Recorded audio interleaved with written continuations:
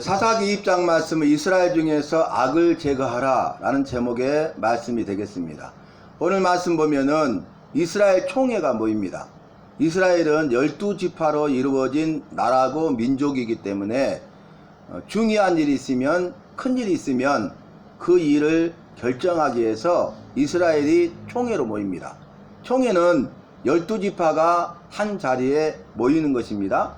그런데 오늘 보니까 이스라엘 총회가 모였는데 베냐민 지파를 제외한 11개 지파가 총회로 모입니다.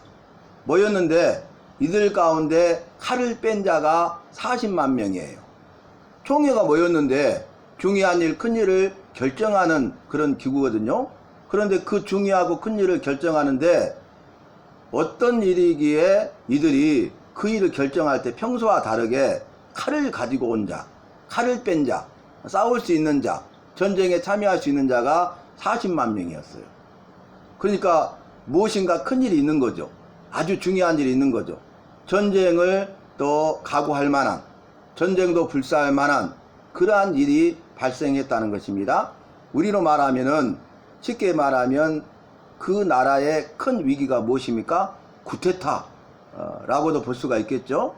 그만큼 거기에 버길 만큼 아주 중요하고 큰 일이 이스라엘 가운데 이루어졌는데, 오늘 본문 말씀 보니까 이스라엘 가운데 악을 제하라 그랬거든요. 악한 일이죠. 그런데 얼마나 크고 중요한 악한 일인가를 분명히 보여주고 있습니다. 그런데 총회가 모여서 베냐민 지파에게 권면을 하는데, 그 말이 뭐냐면은 베냐민 지파에게 말합니다. 너희 중에서 어찌 이런 악한 일이 일어났느냐. 그러니까 원인은 어디에 있는 거예요? 베냐민 지파에 속한 그 곳에 악한 일이 생겼는데 그 일은 아주 크고 중요한 일이다. 그리고 이스라엘 가운데 크고 중요한 악이기 때문에 그 악을 제하여 버리면 안 되는 그런 일이었다는 것입니다. 그런데 이 베냐민 지파에 속한 기브아 사람들이 악을 행했어요. 그래서 이 권면하기를 베냐민 지파에 너희 중에 이런 악한 일이 생겼느냐 라고 물으면서 너희 중에 있는 기브아 사람들, 불량배들을 우리 손에 넘겨서 그들을 죽여 이스라엘 가운데 악을 제하자. 그러니까 전쟁하기 전에 화친하는 것이죠. 권면하는 것이죠. 조건이 무엇입니까? 베냐민 지파에 속한 기브아 사람들이 악을 행했기 때문에 그 악한 일을 행한 불량배들을 우리 손에 넘겨주면은 그들을 죽여서 이스라엘 가운데 죄를 제거하자. 이 문제를 해결하자. 문제를 해결할 수 있는 접촉점이 생긴 것이죠. 그러면 당연히 마땅히 베냐민 지파는 이스라엘 총회의 결정을 받아들여야 되는 것입니다. 왜냐하면 이스라엘은 12지파가 하나로 된 공동체이기 때문에 그렇죠. 그 공동체의 결정을 따르는 것이 맞는 것이죠. 순리죠. 지금까지 총회에서 결정하면 그 모든 결정을 그대로 따랐습니다. 그러면 오늘 이 좋은 제안에 대해서 베냐민 지파가 옳습니다. 그렇게 합시다. 해야 마땅하는데 오히려 악을 제하자 하나 이렇게 말이 나오잖아요. 악을 제하자. 그러나 베냐민 지파는 이 말을 받아들이지 않습니다. 그 불량배들을 순순히 내주지 않겠다는 것이죠. 그리고 더 나아가서 한술 더 뜨는데 뭐합니까? 그들이 이스라엘 총회와 싸우고자 한지라. 전쟁하겠다는 거예요. 전쟁도 불사하겠다는 것입니다. 여러분, 악을 제하는 일에는 하나같이 똑같이 동참해야 되잖아요. 그런데 악한 일이 발생하고 그 악한 일에 대해서 함께 두둔하는 것은 공범 아니겠습니까? 악한 일에 참여하는 일이 아니겠습니까? 그래서 성경 말씀에서도 악한 자들과 함께하지 말라. 악한 자들과 함께하면 그 일에 너도 악한 일에 동참하고 참여하게 되기 때문이다. 이렇게 말씀하고 있지 않습니까? 그래서 이 베냐민 지파가 잘못된 결정을 하게 되는데 칼을 뺀 자가 2만 6천 명이 모여요. 그 전쟁할 만한 사람이 2만 6천 명이에요. 왜냐하면 베냐민 지파는 이스라엘 12지파 가운데 작은 지파거든요. 그러니까 규모가 적어요. 그래서 전쟁에 나갈 만한 사람들을 모집했는데 2만 6천 명이 모인 거죠. 그리고 기브아 사람들 가운데 700명을 뽑았어요. 700명을 택했는데 그들은 다 왼손잡이라는 거죠. 여러분 대부분 오른손잡이잖아요. 왼손잡이면 싸우기가 쉽지 않습니다. 복싱 선수들도 오른손잡이끼리 주로 많이 하다가 잘하는 선수도 왼손잡이 선수를 만나게 되면은 거리를 맞추기가 힘들어요. 거리를 잘 맞춰야 원투 스트레이트, 훅, 어퍼컷 이런 것을 넣어가지고 상대를 이길 수가 있거든요. 그런데 거리 간격을 유지하기가 맞추기가 너무나 어렵다는 거죠. 오른쪽으로 빙빙 도는 건데 나는 그렇게 비는데 쟤는 반대쪽으로 돌잖아요. 그래서 이게 상당히 어려운 일이죠. 그런데 왼손잡이뿐만 아니라 한 가지 더 조건이 무엇입니까? 물매를 던지는 사람들인데 물매를 던지면 틀림없이 맞추는 자들이었다는 거예요. 물매하면 생각나는 사람이 누굽니까? 성경에 다윗이죠. 다윗이 양을 칠 때에 물맷돌을 가지고 악한 짐승으로부터 양을 지켰잖아요. 그래서 이제 물맷돌 던지는 연습을 하고 한 번의 기회밖에 없잖아요. 악한 짐승이 그 양을 물어가려고 할 때에 기회는 한 번밖에 없어요. 명중하지 않으면 그 양은 잃어버리게 되죠. 생명을 잃어버리게 되죠. 악한 짐승이 목더미를 물고 물어가 버린 것 아니겠습니까? 그래서 평소에 물매 던지는 그런 연습을 아주 많이 하고요. 그리고 그것을 실전을 많이 했기 때문에 악한 짐승으로 하여금 양의 생명을 지키기 위해서 물맷돌을 많이 던졌기 때문에 그 물맷돌을 가지고 나중에 골리앗과 싸움에서 싸워 이기지 않습니까? 여러분, 골리앗은 어떤 사람이었어요? 장군이었죠. 기골이 장대한 용사였습니다. 거인이었습니다. 그러니까 싸움에 능한, 전쟁에 능한 장수였던 사울도 꼼짝 못하는 걸 볼 수 있잖아요. 그리고 나가서 싸울 만한 사람이 이스라엘 지파에는 한 사람도 없었습니다. 그때 이제 다윗이 그 아버지의 부탁을 받고 형제들에게 줄 도시락과 편지를 가지고 가서 또 그 안부 여부를 물어보고 오라 하니까 그 전쟁터에 갔는데 어떤 장면을 봤습니까? 골리앗이 나와서 여호와의 이름을 모욕하는 거예요. 근데 누구도 나갈 만한 사람이 없는 거예요. 그때 다윗이 결정하죠. 나는 여호와 편에, 말씀 편에, 진리 편에, 믿음 편에 살겠다. 죽으면 죽으리라. 그리 아니하실지라도 라는 믿음을 가지고 여호와의 이름을 망령때 일컫는, 여러분 십계명에도 그게 있잖아요. 여호와의 이름을 망령때 일컫지 말라 그랬잖아요. 그런데 망령때 일컫고 있음에도 불구하고 그 이방인인 골리앗이 거인이요, 용사요, 장군이요, 싸움에 능한 자이기 때문에 이스라엘 집합 가운데 누구도 나가지 않고 있었다는 거예요. 그런데 나갈 때 어떻게 합니까? 이렇게 말하죠. 골리앗에게 너는 칼과 창과 단창으로 내게 오거니와 나는 네가 모욕하는 여호와의 사심의 이름으로 내게 나간다. 여호와의 이름으로 나간다는, 사시는 여호와의 이름으로 내게 나간다. 이렇게 하는 거예요. 그리고 이제 물맷돌을 가지고 가니까 막대기 끝에 줄이 달려있고 돌을 이렇게 매달리지 않습니까? 그때 골리앗이 웃죠. 네가 나를 개로 여겨서 막대기를 가지고 왔느냐. 성경 말씀 보면은 골리앗은요 머리부터 발끝까지 무장했어요. 투구와 갑옷으로.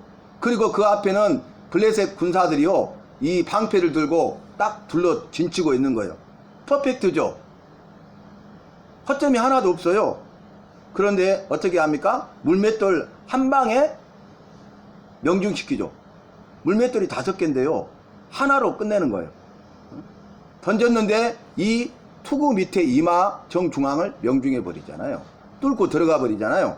그리고 넘어지고 혼비박산 됐을 때 가서 이 골리앗의 그 큰 칼을 빼서 찔러 죽이고 전쟁에 승리하는 것을 볼 수 있습니다. 평소에 양을 키웠잖아요. 여러분, 그 다윗은 막내 아들입니다. 막내는 특별히 사랑을 받잖아요. 그런데 성경 말씀 보면은 천덕꾸러기였어요. 사랑을 받지 못했어요. 형들은 집에 있는데 그 부모의 사랑도 받지 못하고 형제들의 사랑도 받지 못하고 그 더위를 무릅쓰고 그 양들을 기르는 소년 목동이었어요. 그리고 사무엘이 그 이새의 집에 가서 왕을 삼아서 기름을 부어라, 이 여호와의 말씀을 듣고 이새의 집에 갔는데 말째를 보니까, 아니 첫째를 보니까 왕감이, 부으려니까 아니다, 둘째도 다 있는데 아니다는 거예요. 이의 아들이 없느냐. 그러니까 그 이새의 답이 무엇입니까? 말째가 있는데 들에서 양을 치고 있나이다. 그를 데려오라. 그를 내가 만나지 않고서는 내가 이 식사를 할 수가 없다. 그 검게 타버린 또 어린 소년 그 목동 다윗이 오는데 딱 사무엘이 보기에도 아니, 누가 보기에도 아니. 그런데 여호와께서 말씀을 주시는데 사람은 외모를 보거니와 나 여호와는 중심을 보느니라. 그에게 기름을 부어서 왕을 삼아라. 이렇게 말씀하셔요. 다르죠. 사람의 뜻과 여호와의 뜻은 다르고 사람의 생각과 여호와의 생각은 다르고 사람의 방법과 여호와의 방법은 달라요. 그 뭐냐면은 내 뜻과 내 생각과 내 방법대로 되는 것이 아니고 여호와의 생각과 여호와의 뜻과 여호와의 방법대로 되는 것을 보여주고 있는 것입니다. 그래서 결국 다윗이 왕이 되는 것을 볼 수 있죠. 근데 그게 뭡니까? 원망하고 불평불만할 수도 있잖아요. 자기가 그 더위를 무릅쓰고 저녁에는 추위를 무릅쓰고 말젠데 이럴 수가 있느냐, 이런 대우를 할 수 있느냐, 그러면서 원망하고 불평불만하고 대충 그 일을 할 수도 있잖아요. 또 악한 짐승들이 와서 물어가면 물어갔나이다 손에 끼치게 할 수도 있잖아요. 내 양이 아니잖아요. 아버지의 양이고 형제들의 양이지 않습니까?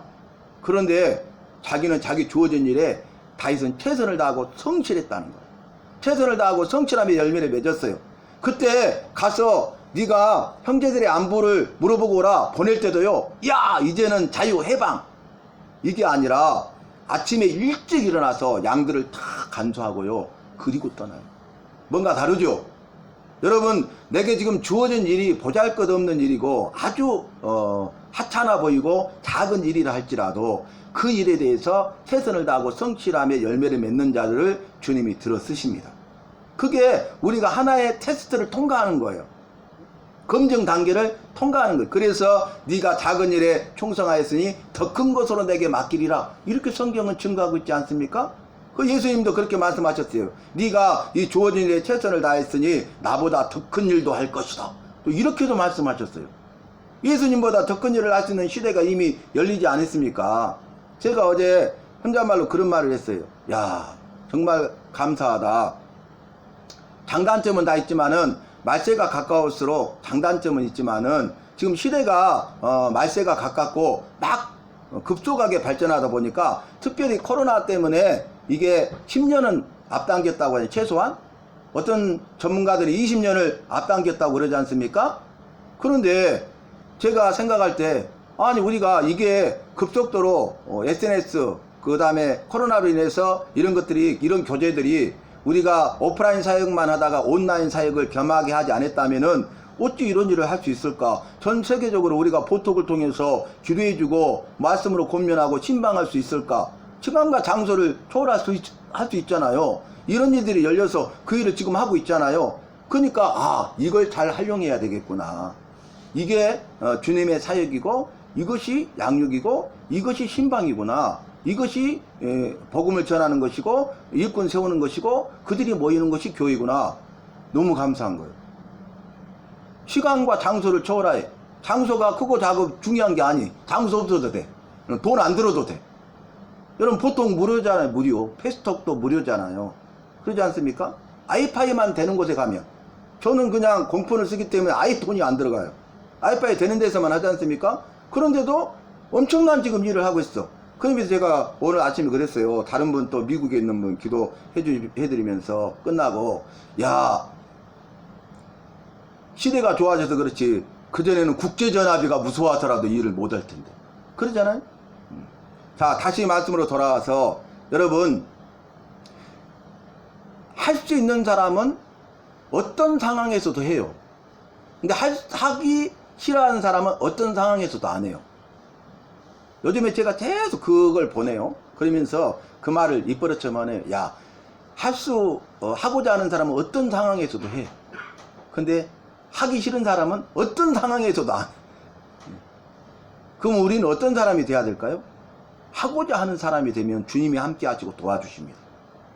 내가 하고자 하지 아니하면, 하기 싫어하면, 하지 않으면 주님은 도와주지 않아요. 지금 주어진 일에서 원망하고 불평불만한 자들은 주님이 들어쓰지 않아요.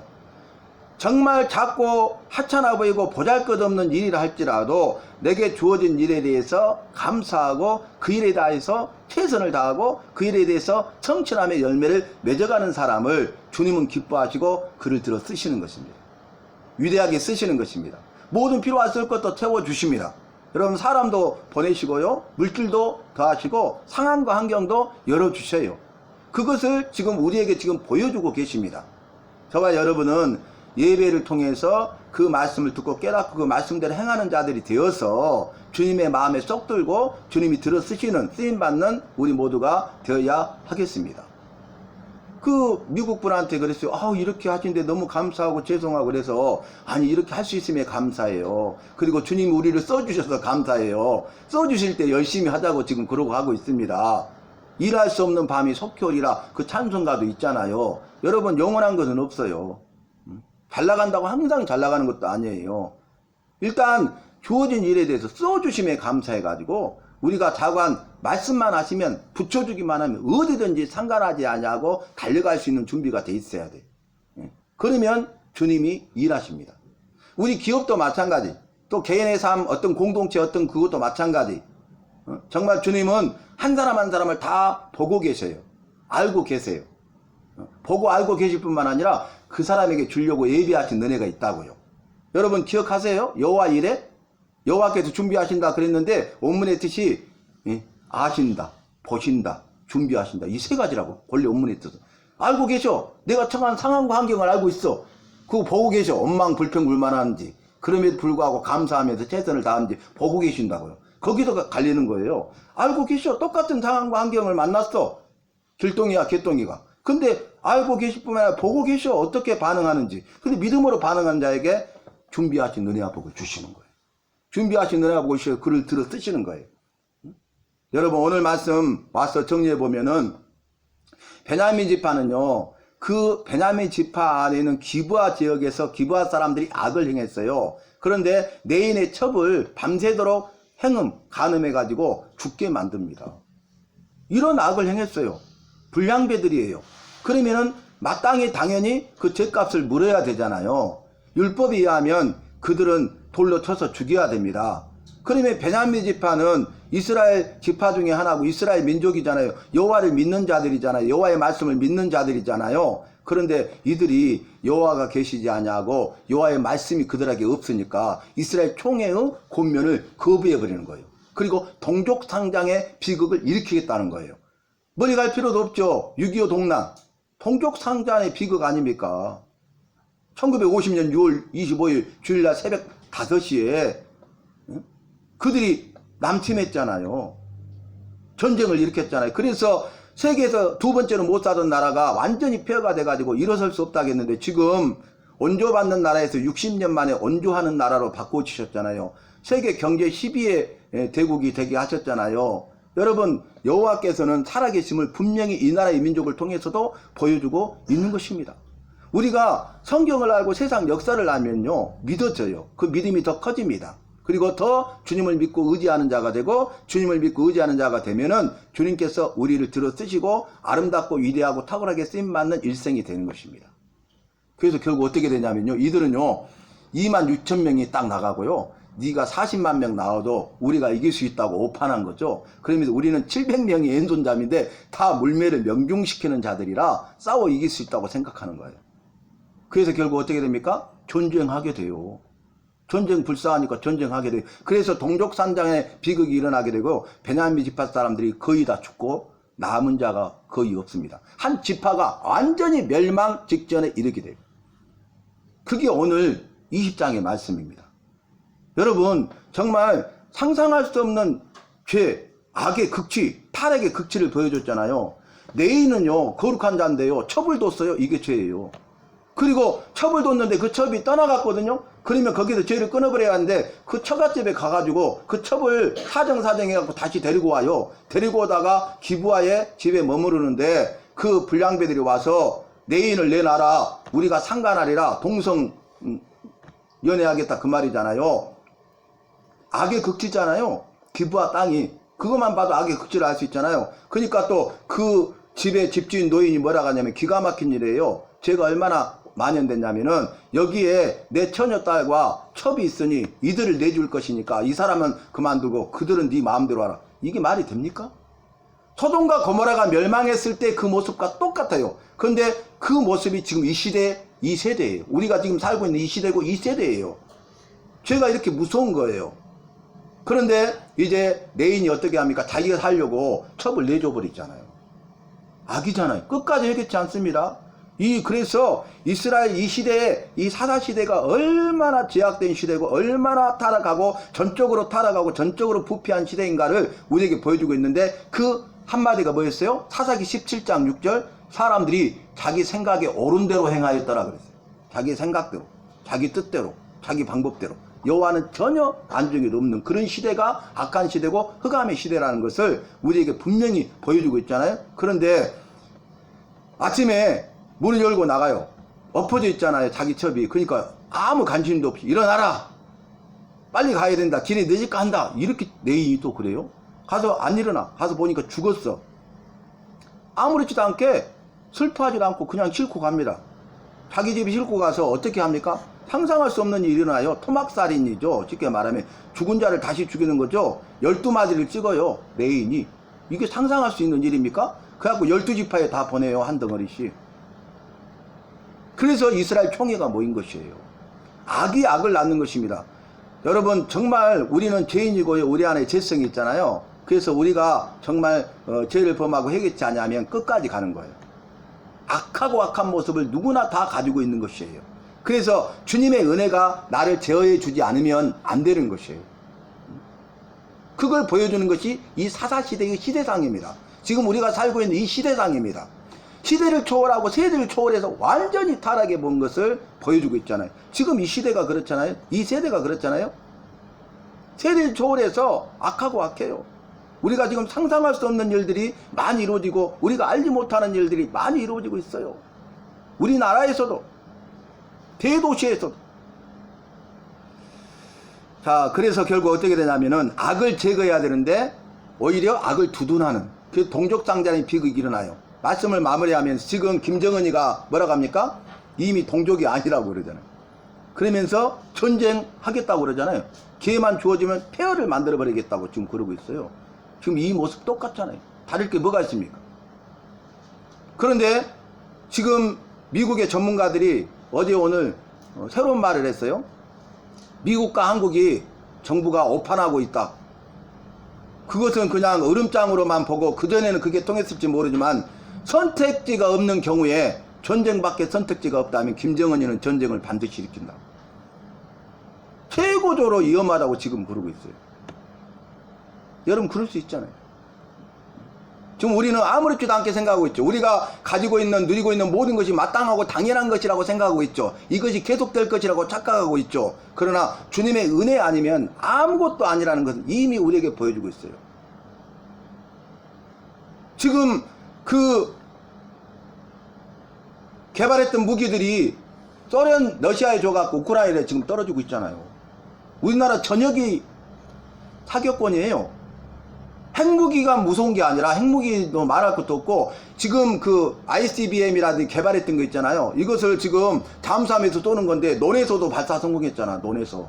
그러니까 탐지할 수가 없는 거예요. 곳곳에서 해가지고 쏴버리면 요격할 수가 없어요. 그러면 대도시 전부 다 타격권에 들어갑니다. 뭐 피난이고 뭐고 이런 개념이 없습니다. 우리가 가지고 있는 모든 거 폐허. 여러분 폐허된 거 보셨죠? 러시아, 우크라이나, 팔레스타인, 가자, 지금 네바논도 지금 헤즈볼라 때문에 완전히 도시가 폐허돼 버리잖아요. 폭격 한번 했을 뿐인데. 응? 오늘 말씀 정리하는데 이스라엘 중에 악을 제하여 버리지 아니하면 망해요, 나라가. 근데 개인의 삶 속에 내 안에 내 악을 제하여 버리지 아니하면 망해요. 그걸 보여주고 있어요. 지금 오늘 그 메시지를 주는 거예요. 그럼 어떻게 해야 돼요? 네 안에 여호와가 없으니까. 네 안에 여호와의 말씀이 없으니까. 그 나라 가운데 여호와가 안 계시고 여호와의 말씀이 없으니까 그 메시지. 그러면 살 수 있는 방법은 하나밖에 없네요. 내 안에 여호와가 계시고 내 안에 여호와의 말씀이 있느냐 이게.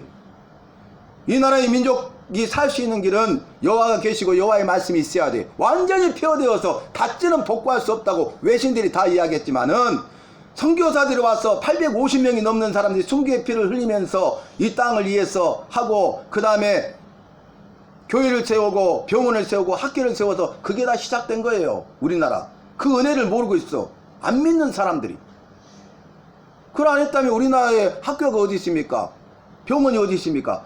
학교의 시작과 병원의 시작이 전부 다 선교사님들이 와서 다 그렇게 한 거예요. 그리고 한국교회가 이 나라의 민족을 위해서 기도한 거예요. 새벽 기도부터 하면서 이 나라의 민족을 위해 기도하고 선도적인 그런 역할들을 감당해 주신 것이에요. 6.25 전쟁 때요, 우리나라 주님의 은혜가 아니었으면 망했습니다.